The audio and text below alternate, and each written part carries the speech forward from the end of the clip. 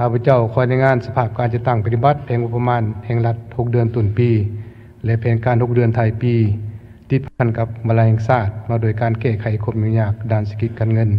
โดยเฉพาะจุดสูงที่2และที่3ซึ่งบทรายงานประกอบมี2ภาคใหญ่คือภาคที่1เป็นการจัดตั้งปฏิบัติแผนงบประมาณแห่งรัฐ6 เดือนต้นปีและภาคที่2มาตรการจัดตั้งปฏิบัติ6 เดือนท้ายปีก่อนอื่นเห็นดีเป็นเอกภาพอย่างสูงต่อบทรายงานของท่านนายกรัฐมนตรีและบทรายงานของกระทรวงแผนการและการลงทุนฉะนั้นขออนุญาตลงลึก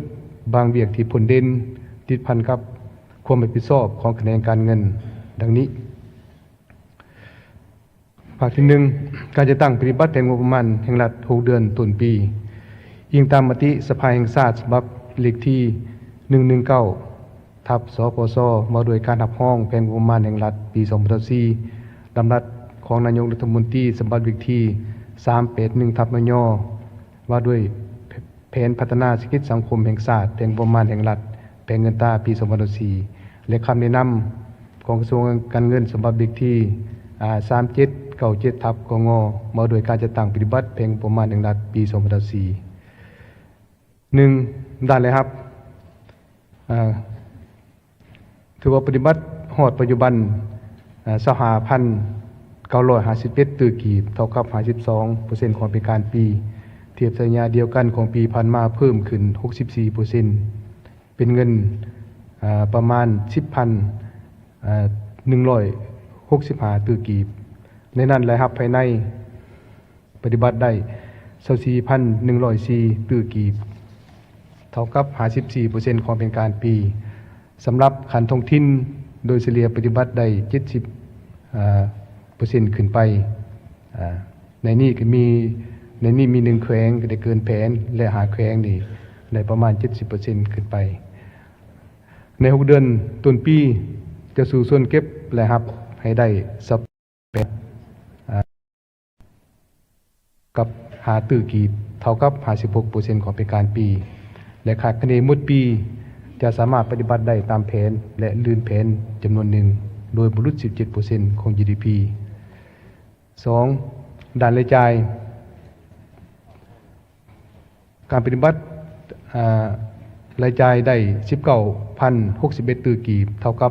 32% ของเป็นการปีในนั้นคันศูนย์กลางปฏิบัติได้ 14,865 ตื้อกีบเท่ากับ 31% ของเป็นการปีและขันท้องถิ่นปฏิบัติได้ 4,195 ตื้อกีบเท่ากับ 40% ของเป็นการปีได้ซุ้มใจการเบิกจ่ายที่เป็นบริมือสิทธิ์ของรัฐบาล เป็นต้นเงินเดือนเงินนโยบายเงินอุดหนุนค่าครองชีพการชำระหนี้สินภายในและต่างประเทศตามข้อผูกพันสัญญาและประกันรายจ่ายบริหารหับใส่กองจักรภาครัฐอย่างปกติคาดคะเน6 เดือนต้นปี จะปฏิบัติรายจ่ายได้ 28,519 ตื้อกีบเท่ากับ 48% ของเป็นการปีและคาดคะเนมืดปีบ่เกินมติสภาแห่งชาติทับห้องหรือ 20% ของ GDP 3. ภาคดุลเดียงงบประมาณสามารถระดมแรงทุนได้ 12,239 ตื้อกีบเท่ากับ 24% ของเป็นการปีในนี้ได้จากต่างประเทศ 6,939 ตื้อกีบและได้จากภายใน 5,300 ตื้อกีบมาตรการที่ผลเด่นในการจะตั้งปฏิบัติด้านรายรับการเก็บรายรับจากหลายแขนงกิจการเพิ่มขึ้นเทียบสัญญาเดียวกันของปีผ่านมาเป็นต้นกิจการบันเทิงและหวย 100% ไฟฟ้า 105% โรงแรมบ้านพักเพิ่มขึ้น 100% ขนส่ง 92% การค้า 64% บ่แฮ 64% ผลิตเครื่องดื่ม 45% ก่อสร้าง 44% และกิจกรรม 42% ได้ซุ่มใจจะตั้งปฏิบัติธรรมยัติ001ของประธานประเทศลงวันที่18 สิงหาคม 2003มาโดยรายการสินค้าและอัตราภาษีขาออกเพิ่มขึ้น 594% และการคุ้มครองเก็บและรับค่าทรัพยากรตามรัฐบัญญัติ002ก็เพิ่มขึ้น 19% เทียบสัญญาเดียวกันของปีผ่านมา ได้ซุ่มใจจะตั้งปฏิบัติรัฐบัญญัติ003บ่โดยการปรับปรุงอัตราอากรซุ่มใช้ของบางประเภทสินค้าเป็นต้นภานะเครื่องดื่มที่มีถาดเหล้ายาสูบตู้เกมหยอดเหรียญเฮ็ดให้รายรับเพิ่มขึ้นโดยเฉพาะจากภานะเพิ่มขึ้น 31% และผลิตภัณฑ์เบียร์และเครื่องดื่มเพิ่มขึ้น 45% เทียบสัญญาเดียวกันของปีผ่านมาสืบต่อพันขยายการคุ้มครองเก็บรายรับไปสู่ทันสมัยโดยการเสื่อมข้อมูลการเคลื่อนไหวของหน่วยธุรกิจระหว่างกระทรวงเงินกับคณะกรรมการที่เกี่ยวข้องการติดตามการชำระสะสางผ่านระบบธนาคารคุ้มครองเก็บรายรับที่เป็นสกุลเงินตราต่างประเทศจากหน่วยที่ดำเนินกิจการพลังงานหรือบ่แฮเพิ่มขึ้น 38% สำหรับที่เป็นสกุลเงินดอลลาร์และเพิ่มขึ้น 81% ที่เป็นสกุลเงินบาทเทียบสัญญาเดียวกันของปีผ่านมาสิ่งที่พุ่นเด่นได้ยกระดับ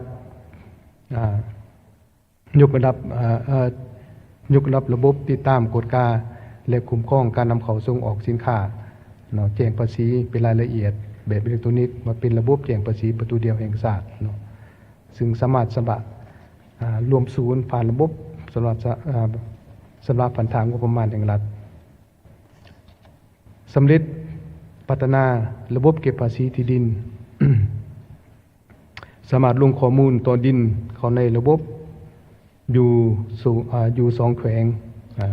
สำเร็จ896,990 ตอนและสามารถชำระได้ผ่าน2 ทางของบรรดาธนาคารที่ได้เชื่อมต่อผ่านระบบสละผ่านทางงบประมาณแห่งรัฐพร้อมนั้นสามารถชำระโดยกงได้อยู่ของการบ้าน ได้สำเร็จการพัฒนาระบบชำระผ่านทางงบประมาณแห่งรัฐเชื่อมต่อผ่านระบบสำหรับสะสางของธนาคารแห่งสปป.ลาวรวมศูนย์บัญชีรายรับรายจ่ายทั้งหมด5ระบบคลังเงินพร้อมนั้นก็สำเร็จการพัฒนาระบบลงทะเบียนสำหรับผู้สนองบริการอิเล็กทรอนิกส์อยู่ต่างประเทศและได้ซุกอยู่หัวหน่วยธุรกิจถือบัญชีและนำใส่ไปเก็บเงินสหกรณ์ได้ 12,572 หัวหน่วยรวมเอา 86% การเก็บรายรับจากเฮธาตุและทรัพย์สินดิจิตอลเฮธาตุนี่ถือว่าปฏิบัติได้ 4,191 ตื้อกีบเพิ่มขึ้น 64% เทียบสัญญาเดียวกันสำหรับเฮเล็กทดลองมี15บริษัทมอบพันธะทั้งหมด23 ล้านดอลลาร์สหรัฐทรัพย์สินดิจิตอลหนี้ข้างมอบในจำนวน7บริษัทเป็นจำนวน12 ล้านดอลลาร์สหรัฐสามารถลิงทวงได้4บริษัทเป็นจำนวน 7.7 ล้านดอลลาร์สหรัฐสำหรับแผนรายรับในปี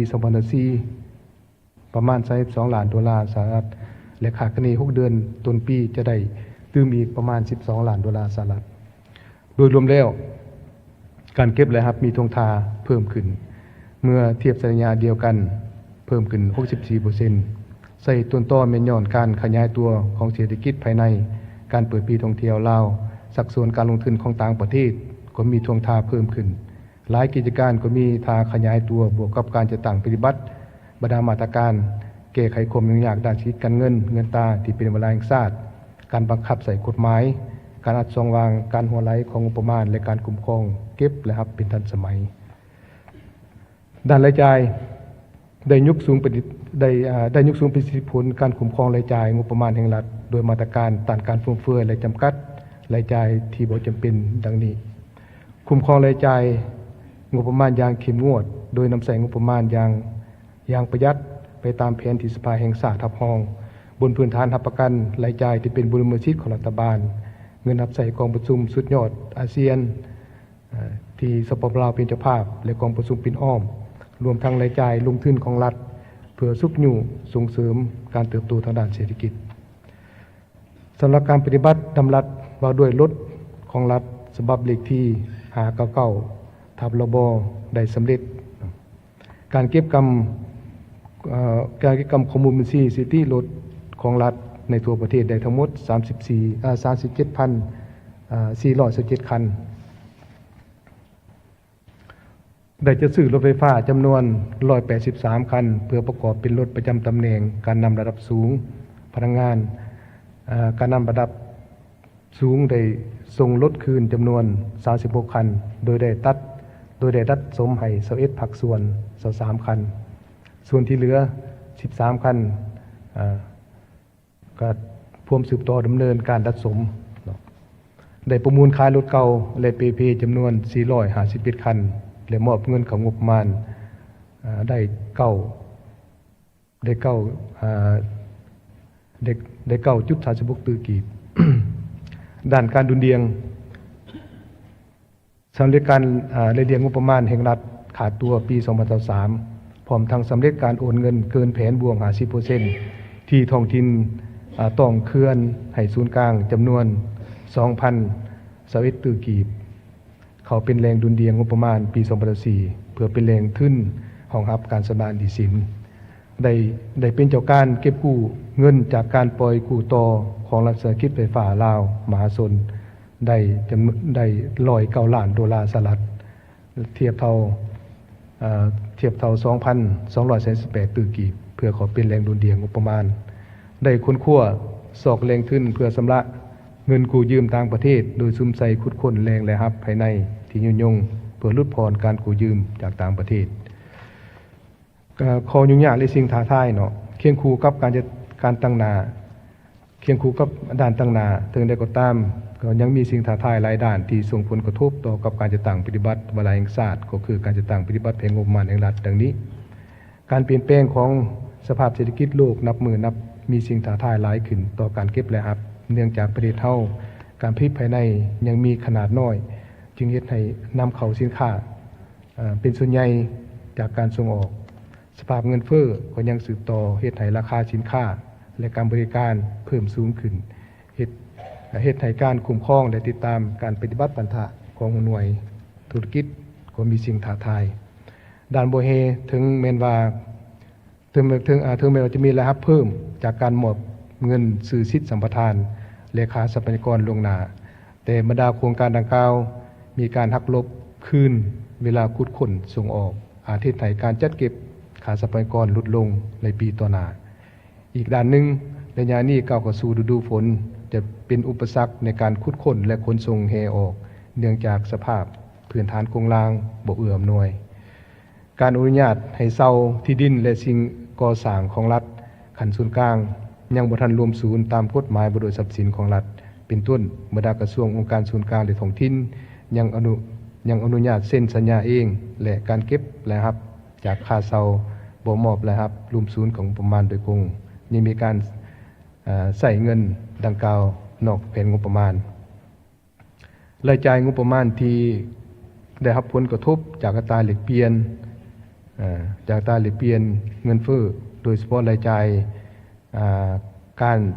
ารชำระดอกเบี้ยเงินกู้ยืมจากต่างประเทศเพิ่มขึ้นหลายเหลืออื่นภาคที่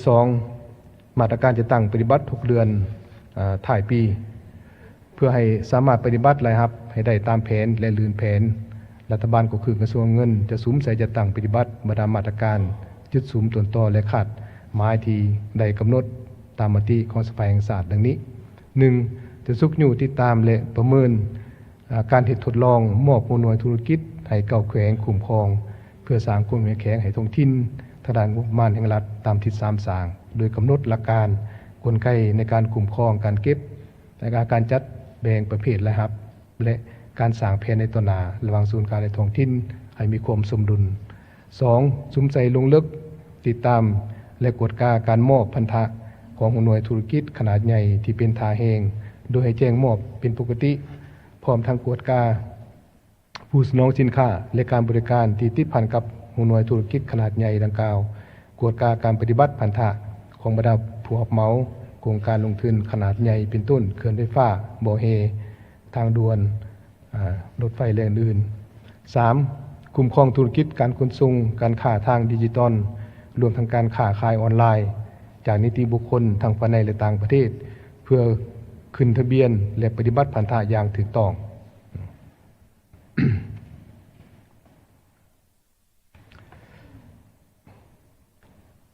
4. เมนสล็อตด้านรายจ่ายจะได้สืบต่อ สืบต่อปฏิบัติมาตรการประหยัดในต่างการฟุ่มเฟือยฉบับเลขที่205/ระบและดำรัสฉบับเลขที่599/ระบโดยลืมลดพรเงินนโยบายน้ำมันลงสำหรับการนำที่นำใส่รถไฟฟ้าแล้วในจำนวน183คันในเดือนท้ายปี ส่วนผู้ที่ยังสืบต่อนำใส่รถน้ำมันเมนให้สืบต่อ